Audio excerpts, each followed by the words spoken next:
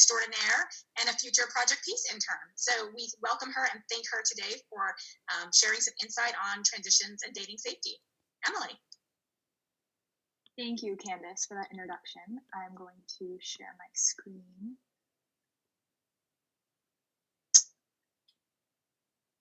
Oops, sorry, 1 second, everyone. Okay, so today I will be, can everyone hear me okay? Okay, perfect. Today I will be discussing the transition from dating in high school and high school relationships to beyond high school, whether that be on a college campus, at a university, or in the workplace, or just in a community that's different from the one that you grew up in.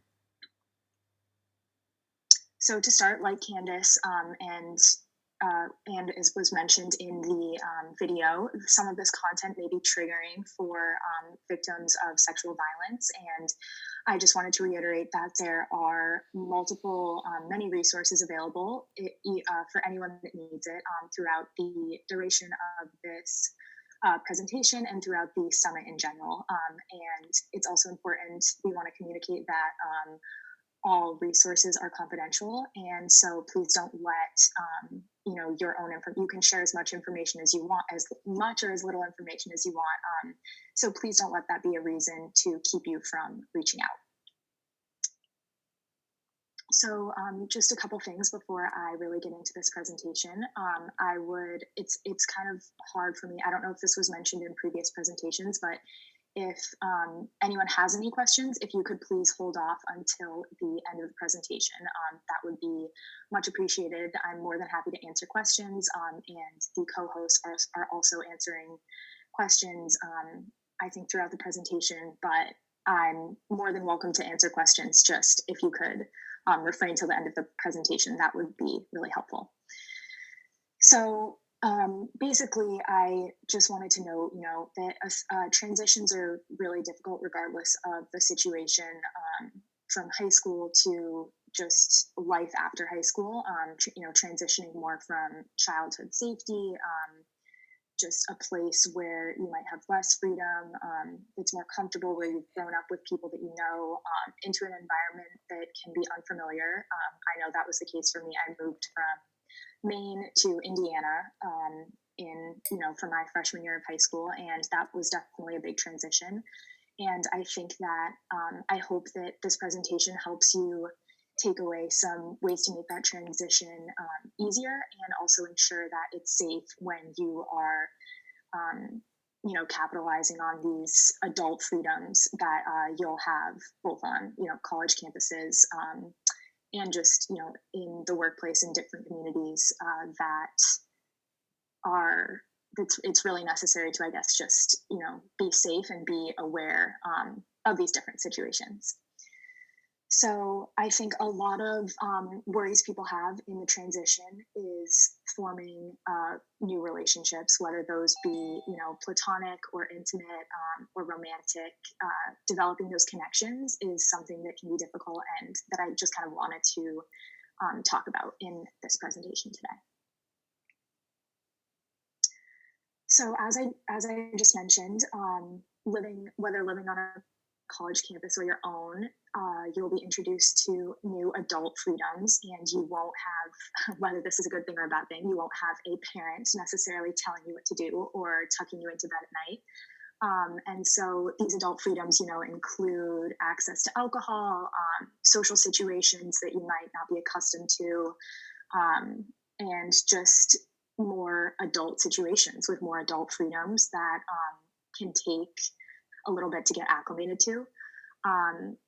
I think that this goes without saying, but I guess it doesn't always, because we still find ourselves needing to say it, but it's really important in any setting to never engage in sexual activity with someone who is drunk, passed out, or asleep, because they're unable to consent.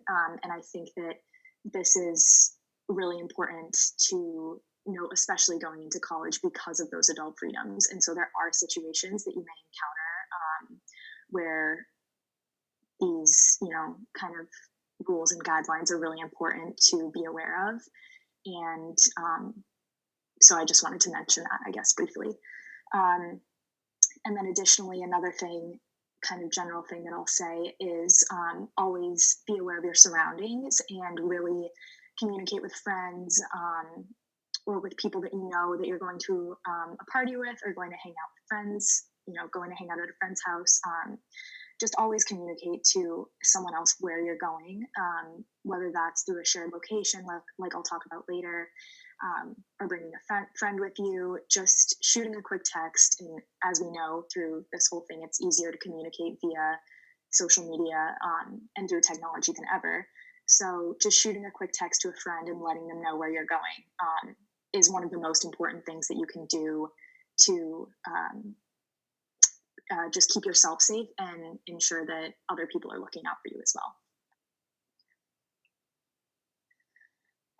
So additionally, in terms of dating beyond high school and just forming relationships beyond high school, you're going to have new kind of diverse social groups that at least I really didn't encounter when I was in high school. I've grown up in the same town. I've lived here for years, the same house, school with, all my neighbors. And then you get to college or you become, a member of the workforce and enter into a new job. And your peers suddenly aren't the same people that you grew up with anymore. And also they aren't the same age range as you are, which I think is really important because those age differentials can lead to unequal power dynamics, which can lead to higher rates of sexual misconduct because older adults can take advantage of younger adults, like people who are my age. I'm 20, so it's possible that you might be at a job and you're working with someone who's 50 with kids, and just kind of navigating that new kind of social situation and being aware of those power differentials is really important. I was I took a class last semester where I had one of my greatest friends in the class was a grandmother, and she was a local South Bend resident. She was wonderful. Notre Dame is doing this program where they allow older people to come back and take classes at the school. But I think that was even an instance where I'm a sophomore in college and I was like, oh my gosh, there's a woman who has grandchildren in my class. And it's just something to recognize and be aware of. She was a great addition to the class. She was brilliant and there's a lot that I could learn from her.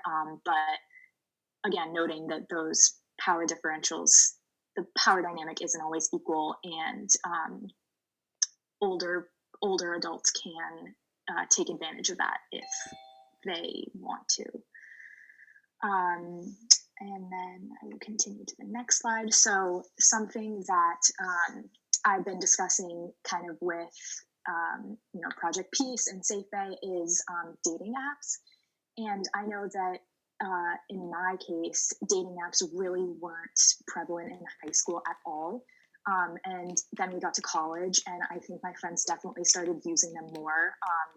I think that they're really popular in cities. As you can see, I have a friend who goes to school in Boston, and she noted that they're great to either get invited to parties or meet different people, and not necessarily only used for casual hookups, as I think they're often perceived to be only used for. So here, there are a lot of common misconceptions about dating apps. Think that in order to use them safely and effectively, it's really important to be aware of the dangers of them. So according to Statistica, 35% of Tinder users are 18 to 24. So in the previous slide, I had a friend who mentioned that she thought that they were mostly only used by people in their late 20s to early 30s. But clearly the target age group for apps like Tinder is my age, 18 to 24. So college students, it seems. And, then 25% are ages 24 to 34 and 20% are 35 to 44. So there is a large age range, but I think they are really used by college students. And dating apps really aren't just for casual sex. I think that in a lot of cases, like I mentioned, they're perceived to be only used for casual sex, and they get kind of a bad reputation. My mom and my stepdad met on Match.com. One of my best friends met her boyfriend of a year on Tinder. So I think that if you are going to go about use dating apps, know that they aren't only used for casual hookups. And Tinder isn't the only dating app. There's Bumble, where females get to make the first move, putting a little bit more of that like agency with women, which I think is really awesome. And then Grindr, which is the largest Q plus dating app. So lots of different resources for people via social networking that can be used for casual hookups or to form relationships or just to meet people, invites to parties. But they definitely are a lot more prevalent in college or just beyond high school in general. I would say even more outside of college maybe than they are in college, in a community where just in a new community where you might have a new job. But it's always important to use them safely and be aware of others.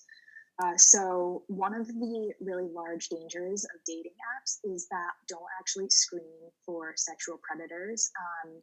So Match.com does screen, but apps like Tinder, Plenty of Fish, and OkCupid do not. And I think that this is really dangerous because it presents sexual predators with the ability to either just, less said, like just not even mention that, of course, they are sexual predators, but take advantage of younger people who are less experienced with dating apps or unaware of them. And as I went through this research, I found that even apps that don't screen for sexual predators are not completely reliable. It's really easy for people to alter some part of their identity or cover things up that if you actually found out the truth, you would not want to engage with them at all. So in the next slide, this I don't know if everyone here has heard of it but I think that I grew up thinking that catfishing wasn't a real thing. So for those of you who don't know, catfishing is when you alter your identity in order to lure someone into a relationship. So you lie about who you are in order to pursue a relationship with another person. And I think that this is a huge issue on dating apps because over technology, you don't have to, meet someone face to face. And so it's easy to message someone and for them to, fabricate things about themselves or just lie about who they are. And I never encountered issues with this in high school, but in college, I know that my friends I have a friend who's had her identity stolen. My boyfriend, actually, someone took his photos and posed as him. And this can be really dangerous for both the person whose identity is stolen and for the person who is a victim of catfishing.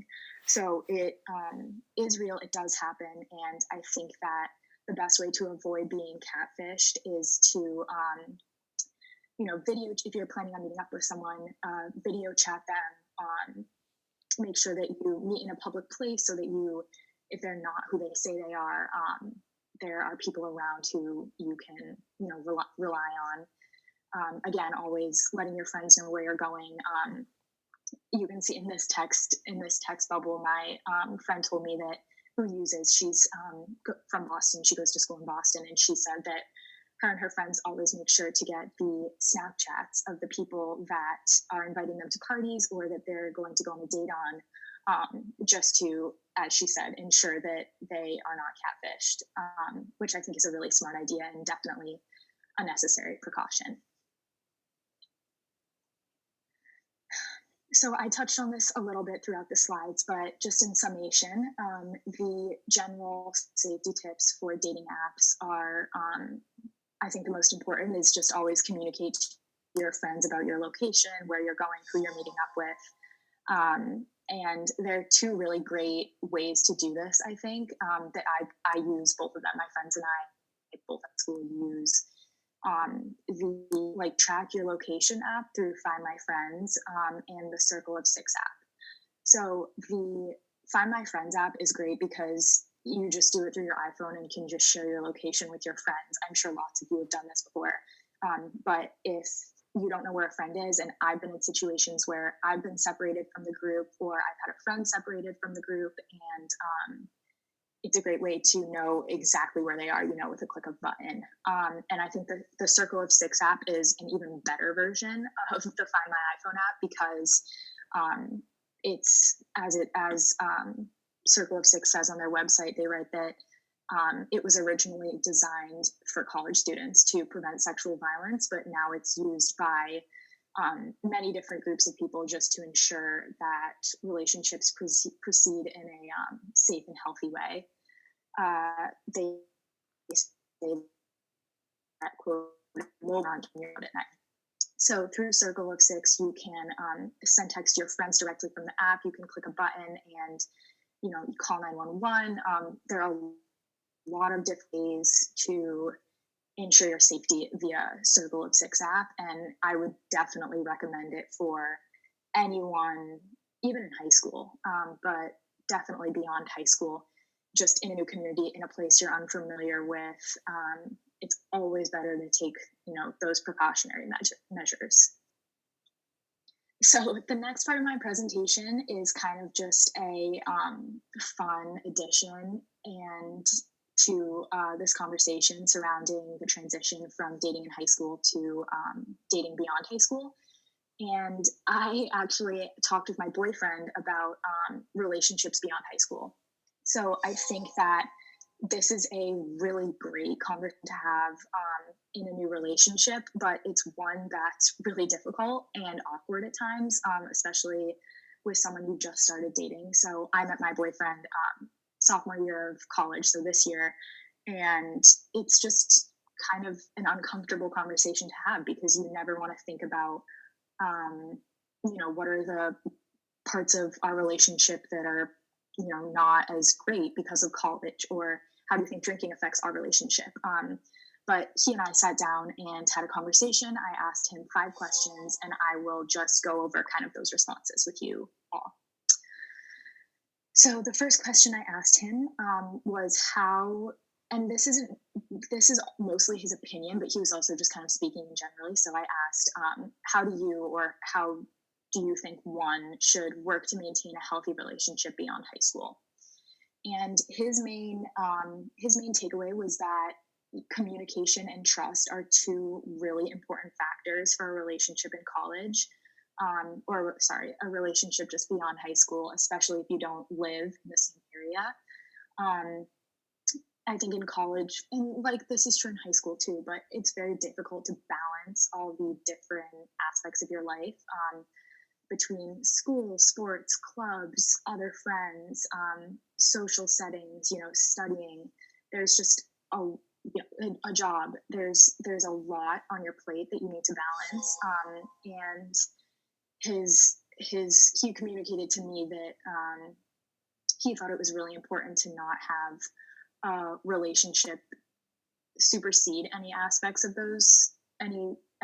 of your life on a college campus or in a different community, because they should just all be equally balanced, which I think is applicable to every aspect of life and not just relationships. But I think that in college you do tend to see, and I'm not meaning to judge at all, but you do tend to see people who freshman year are just unsettled by the transition and really cling to a significant other that they might meet.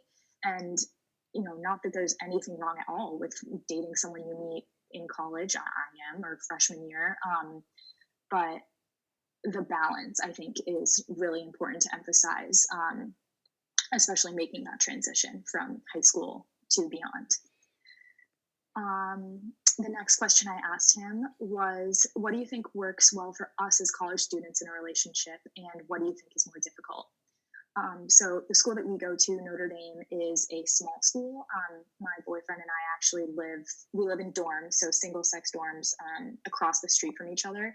So we can, see each other really whenever we want, which is a really great part of our experience. But it does, bring into, like I mentioned in the first question, he did note that it's really important to have good time management skills. He said that, let's see, we can't sit on the couch and watch a movie every time we hang out, but we can dedicate an hour to schoolwork and an hour to relax, watch Netflix or go get dinner together. So a happy medium, I think, in both of these questions was something really important that he kind of underscored to me. Next, I asked, how do you think healthy relationships differ during high school and after? And the main thing that he said, which I think is true, again, applicable in all different aspects of life, but he said that that like maturity is a huge factor again, and just relationships that may seem really healthy in high school may be more time consuming than initially thought. And post high school opportunities allow for new freedoms, which can be used to promote healthy relationships, or they can be abused. So that's something to know when entering into a new community. Just, that the introduction of these adult freedoms does impact any form of relationship, and just being aware of that is really important. He told me that he feels like in college we're able to have more intimate conversations like this one. I know for a fact that I would never be able to have this type of conversation with a boyfriend that I had in high school, and that's nothing against him. It's just the level of maturity that exists at that time versus in college. So that last quote, he says, in college, you apply your significant other to various aspects of your life and see if they impact you in a positive way. So because you're living oftentimes in the same area as your significant other, and you do have these newfound freedoms, you're able to apply them to different aspects of your life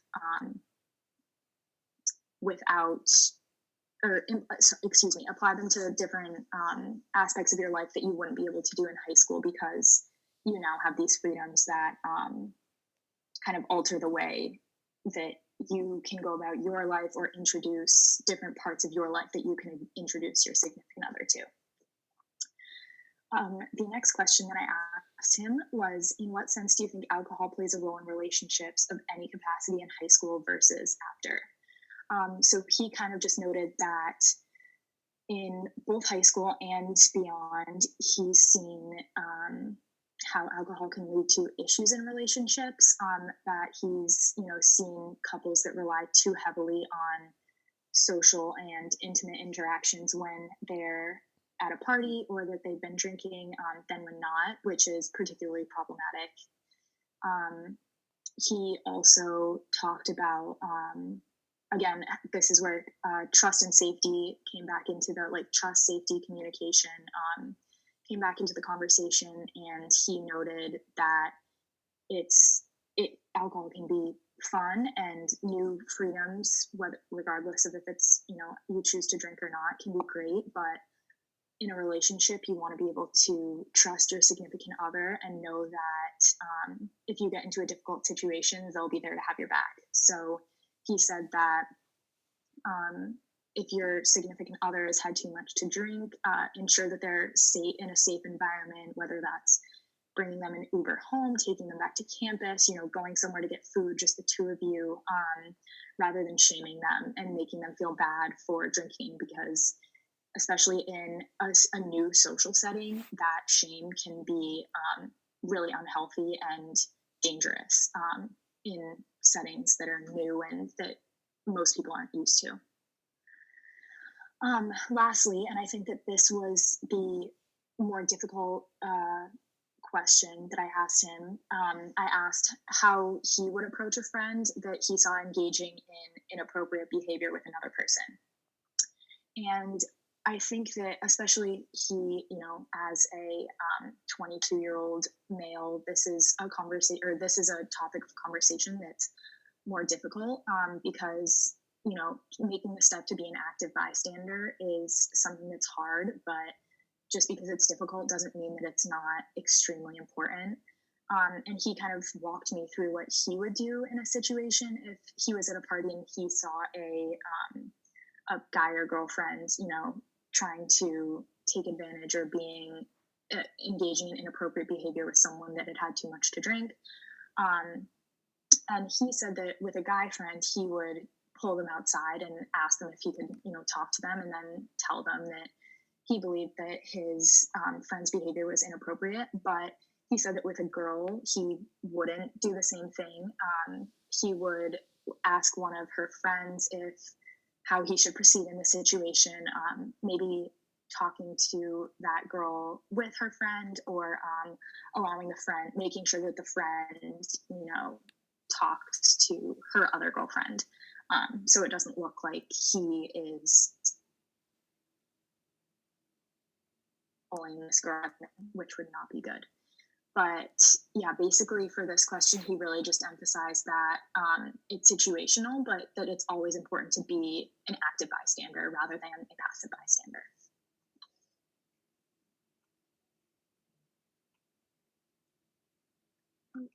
Oh, sorry, everyone. So next, I'd just like to talk a tiny bit about college and community activism. So activism can be a great way to get involved in your new community. I know that I participate in different forms of activism on my own college campus, and I've met a lot of people that I don't think I would have met just from living in my dorm or going to classes. So it introduces you to different social networks that are really great, and just like a great outlet from your typical friend group or the club you have, something along those lines. And I think that activism too allows you to be more aware of your own rights or specific problems in your community. I know that by getting involved in activism on Notre Dame's campus, I've become aware of issues in the South Bend community, which is the town that my university is located in. So that's allowed me to kind of expand my horizons a little bit, definitely beyond my campus into the greater community.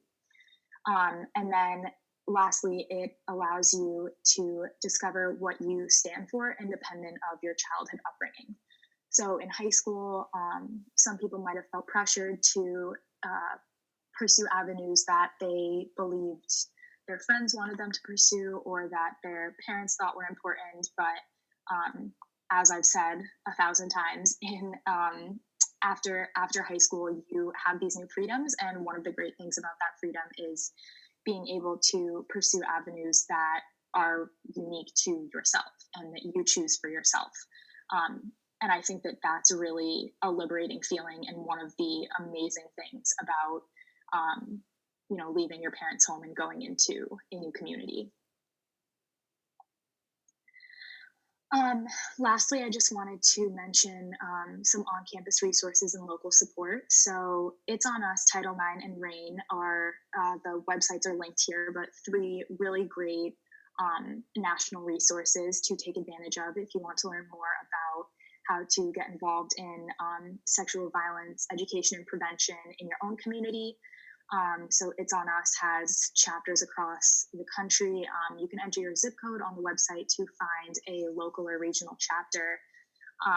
Title IX, of course, ensures that, knowing your rights, you stay protected on campus and or in the workplace too. And then lastly, RAIN, which is the largest anti-sexual violence organization, has regional sexual assault service providers, and that's another great resource if you need it or would just like to learn more.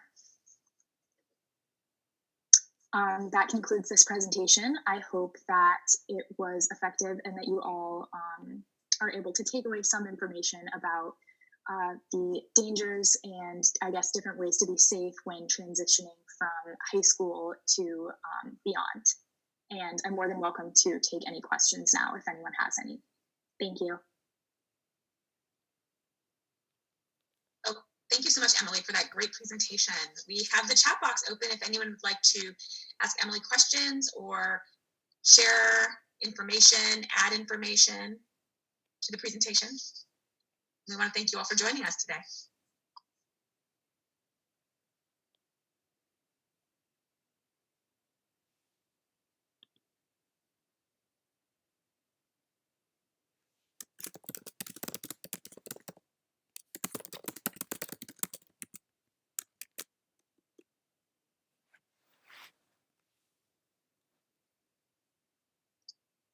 See, some folks like the information on the dating apps. People like Circle of Six. Yeah, we can't recommend that enough. That's a great app, as Emily mentioned. Oh, coincidentally, wait, Candace, coincidentally, the creator of Circle of Six is also the filmmaker of Roll Red Roll. Oh, it's the same people. Interesting. Yeah, so. And that watch party is tomorrow night. Is that correct? It's the 29th. Yes, 29th. Okay. We did have a question in here. It says, do you have any suggestions on educating about those age-related power dynamics or differentials?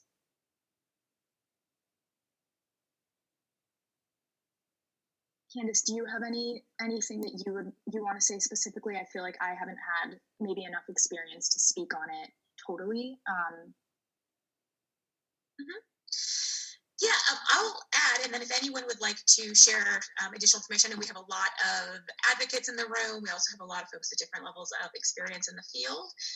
So typically when we're talking about age-related power dynamics or differentials with young folks, it can be helpful to talk about how they feel in the relationship with their parents, because oftentimes we don't think about how the dynamics with our parents. But when we think about the dynamics with our parents, we can think about the times and situations where we don't feel comfortable saying no, or the times we don't feel like we have agency or voice because we're working with someone who is in a direct power position over us. And so I think exploring it through that lens can sometimes bring out conversation and ideas on how people can identify when they feel uncomfortable or identify when they feel like a power differential is influencing their decision making. So that's one suggestion I would give. I don't know if anybody else would share a suggestion in the chat box, or if any of the other advocates on here want me to unmute your mics, I'm happy to do that as well.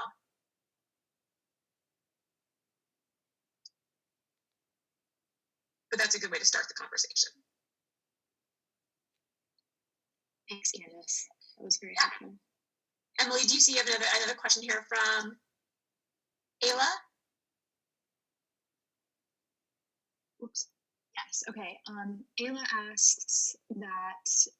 So she says, you talked about how your boyfriend would intervene, but what would you do? Do you think female identifying people would take different methods to intervene? I think that's a great question. And yes, I do think that female identifying people would probably take a different course of action. I know that I wouldn't necessarily grab a girlfriend who was either, perpetrating inappropriate behavior or who was a victim of, if she was instigating inappropriate behavior, I would find a way to do it that wouldn't make as much of a scene, maybe, like just ask her if we can go, I guess, grab a drink. But I think that my boyfriend kind of communicated that with guys, it's more of like a, grab them and pull them aside, get them away from the situation, and then kind of have a stern discussion with them. And I think that for girls, it's not as intense, but if I saw a friend that was taking advantage of someone, I would definitely pull her aside and just let her know that I thought that her behavior was inappropriate. And I think that a really effective way to do that is say, like, hey, I saw like X mentioned to me, because then it makes it seem like other people are also noticing that their actions are inappropriate. And then I think that can result in them being like, oh my gosh, that kind of self-awareness to be like, wow, I guess I really am doing something wrong if someone came up to Emily and said X to her and now she's telling me. And I would say for a friend that's that's a victim of inappropriate behavior, I would definitely be more urgent about the situation and, pull her away from, get her away. It would be less about um, being not making a scene and more about just getting her out of that situation.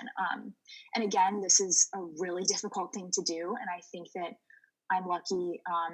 I mean, it's a cursed blessing, but I am fairly assertive. And so I don't have as much of an issue having those difficult conversations with friends.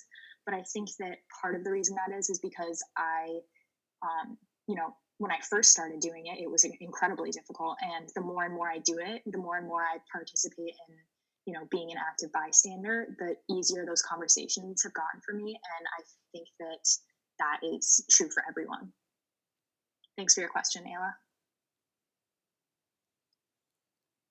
You had another one here also about how do you know if a relationship is unhealthy? That's a great question, Sarah. I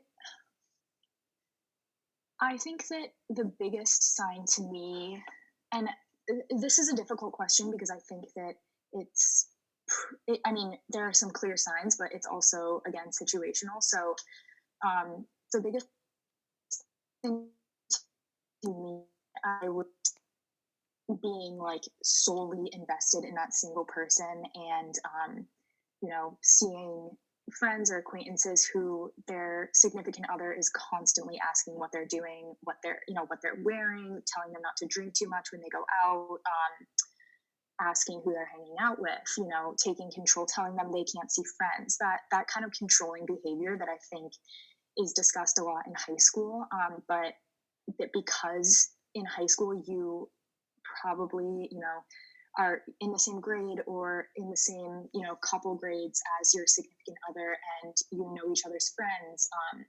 I think that those kind of controlling super unhealthy behaviors can especially manifest themselves beyond high school. So I would say that that's one of the red flags. If any of my other co-hosts have anything else to add too, please feel free. I'm just going to put a link to the Love is Respect Healthy Relationship quiz in the chat box, because sometimes that can be helpful to look at your relationship and put it through a little bit of a quiz. So I put that there for folks as well. And Emily also said in the chat that she would also add that there can be power differentials between 18-year-olds and 22-year-olds on the same campus, not just older adults, which is such a great point. I have had friends who have, engaged in those unhealthy power dynamics, and I think that they were, victims of seniors in college who are really, I think, not that those relationships can't work, but I think that the maturity level and the perspective on life and just place in life for a 22-year-old and an 18-year-old are very different.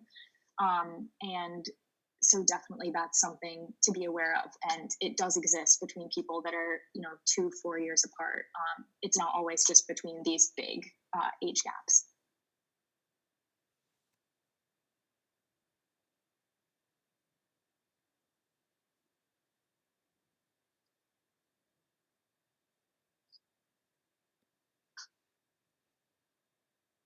We have another one there on, I'm in high school, whoops.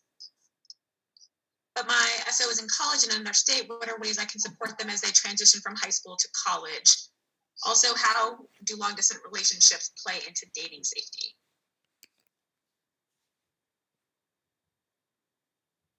Oh, Emily, you're muted. Thank you. That's a great question, Marco. Let's see, what are ways you can support them as they transition from high school to college? Sharing information that you hopefully learned from this presentation, I think would be a great way. Sharing resources with them. I think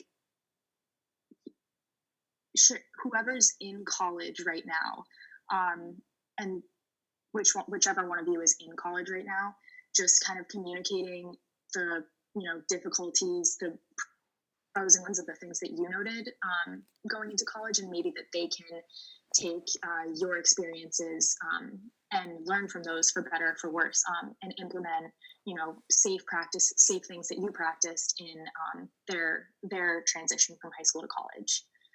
How do long distance relationships play into dating safety? That's a great question. I think with long distance, communication again is something that's hugely important. Having adequate resources, and I think that in long distance relationships, trust is incredibly important, because I think oftentimes those unhealthy, forms of communication or controlling behaviors can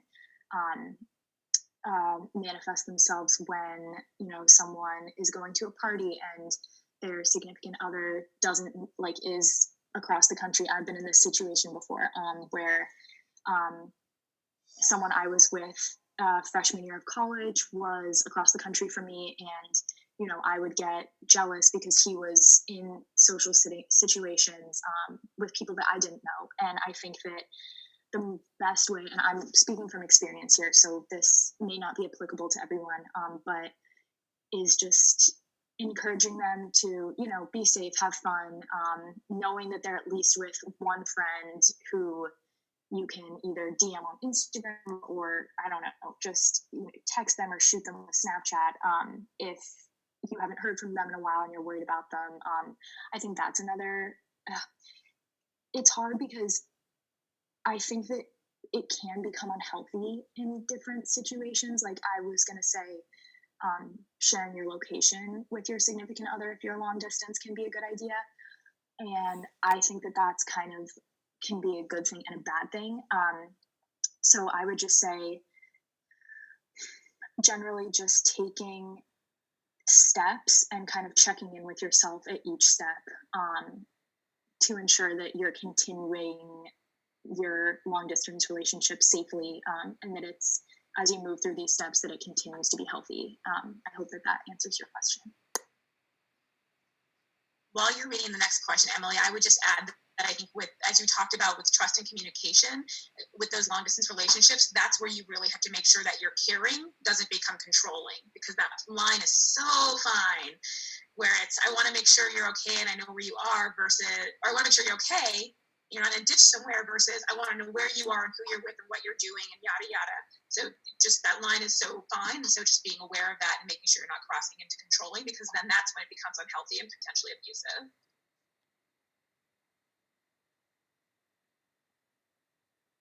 Leah asks, how do you approach a conversation with soon-to-be college students regarding safety and consent within the hookup culture, especially when so many unhealthy examples are shown in today's media?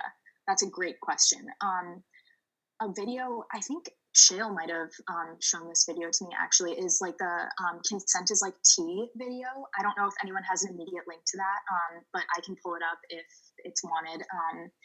But I think that video is a great resource to show your soon-to-be college student or friends that are entering into college. And I think just engaging again in like an active form of dialogue about hookup culture in college, reaching out to, I have friends when I was in high school, sophomore in high school, that were freshmen in high school, and learning from them unhealthy experiences or situations where they would have acted differently really helped me. So that kind of peer-to-peer communication, but also ensure that because, like you said, there are so many unhealthy examples in the media, that they're receiving reliable information that they can apply to their college life.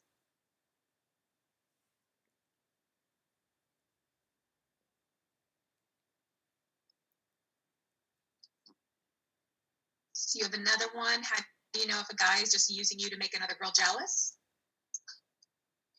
Oh, wait, I might have skipped one. I'm sorry. I'm 15, about to go to high school. Is it normal to think a guy is cute, but you're not sure if he will be violent towards you? How do you know what to do? That's a great question. I think that it's completely normal to think that someone is cute or to be attracted to someone. I think that, again, you just have to apply those steps of safety, checking in with yourself, in various situations, and it truly is a learning experience. So I think that if you don't know that person, you should be cautious, and maybe as you get to know them more, then you can become more comfortable engaging in conversations with them over social media or in person in high school. But I think that, again, just exercising that caution is really important. But of course, it's completely normal to think a guy is cute. That's totally fine.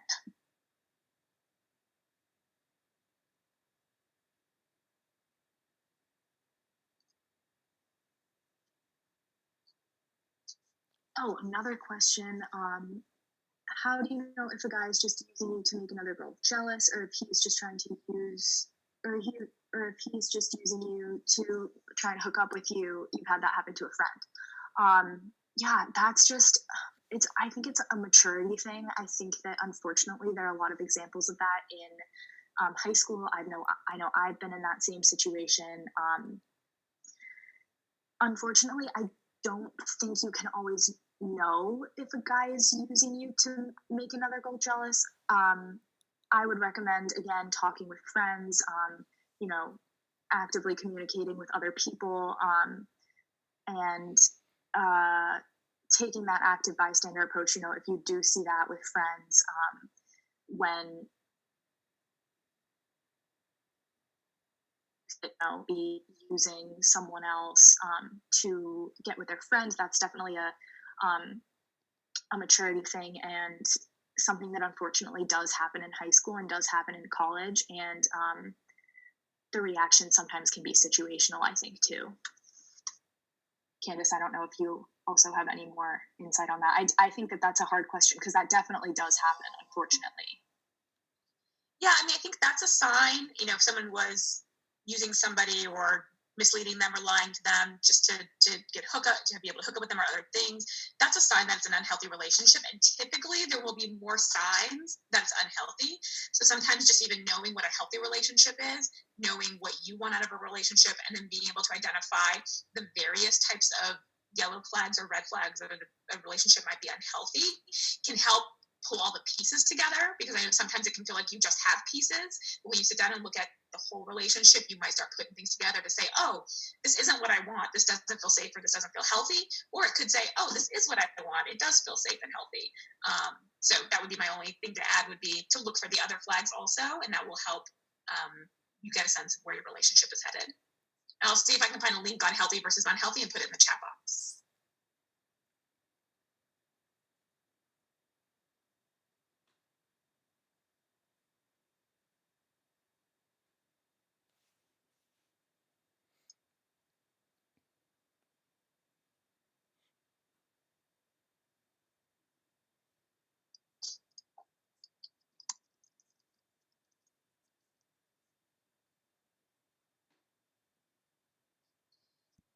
Don't see any other questions. Let's see. There was a statement here about my friend's boyfriend tried to hook up with her, and she kept saying no, and he ignored her.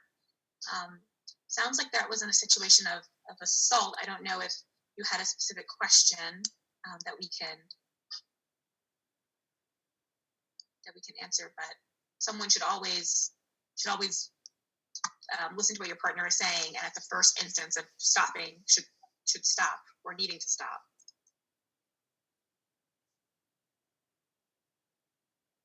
Here is another one, though. How do you know if you're ready to be in a relationship?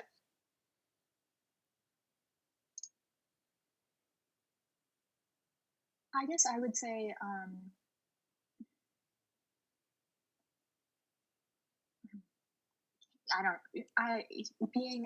being mature enough, I guess, to know that I'm trying to think if there are any, like, I don't really think that there are certain benchmarks. I would say that, again, engaging in conversations with parents and siblings, family, friends, about someone that you may be interested in pursuing a relationship with, or who's looking to pursue a relationship with you. Again, that foundation of trust and respect and communication is really important, even before you're in a relationship, because you should definitely have those, signs of a healthy friendship first, before pursuing a necessarily romantic relationship.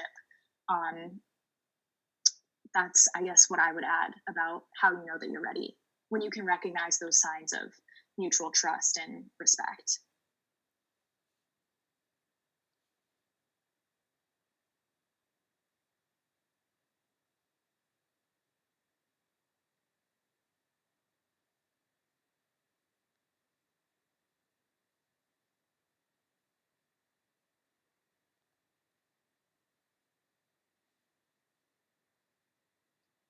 So thank you, Leah, for adding that. Yeah, having a clear understanding of your own personal, physical, emotional boundaries is also important in knowing whether or not you're ready for a relationship. Yeah, I always hear people say the whole thing, you need to love yourself before you can love someone else. And there's a lot of truth to that. Being able to know, what do I want? What is healthy to me? What is safe to me? What does trust mean to me? And am I going to find somebody who matches those things that I say are going to work for me, that they'll work for them? Let's see, we have a final question here, and then we should probably wrap up our session. Emily, if you don't mind, it's how do you balance college and a relationship? That's a heavy one to end on. That's a great question. I think that, again, I would say that maturity is a huge part of it. Just like, um, having a solid foundation with your partner, knowing, my boyfriend and I are, and this obviously isn't always the case, but we're in separate friend groups. We're in different majors, so we definitely have our own like individual identities, that I think allows us to manage our time well. But when he's working on business homework and I'm reading, we can do that at the same time. And just getting out and going for a walk, or like I said, going to dinner at the dining hall together, I think is a great way to check those boxes of things you need to do day to day while also getting in quality time with your partner. I think that it also helps that in college you're pretty busy. So I know that for me, there were like windows that I would block off, like I just said, I would block off an hour to go get dinner with my boyfriend. But then he and I would both agree that we needed 2 hours by ourselves to just do homework. And then if we finished that homework, we could hang out later that night. But again, that's just kind of a situational thing, and something that you and your partner have to kind of figure out what works best for you, in whatever situation you're in. But that's a great question. Thank you.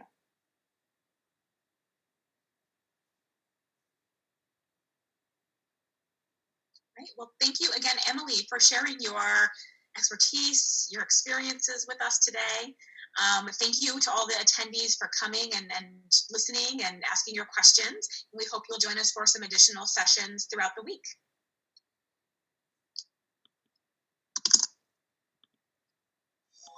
Thank you so much, everyone.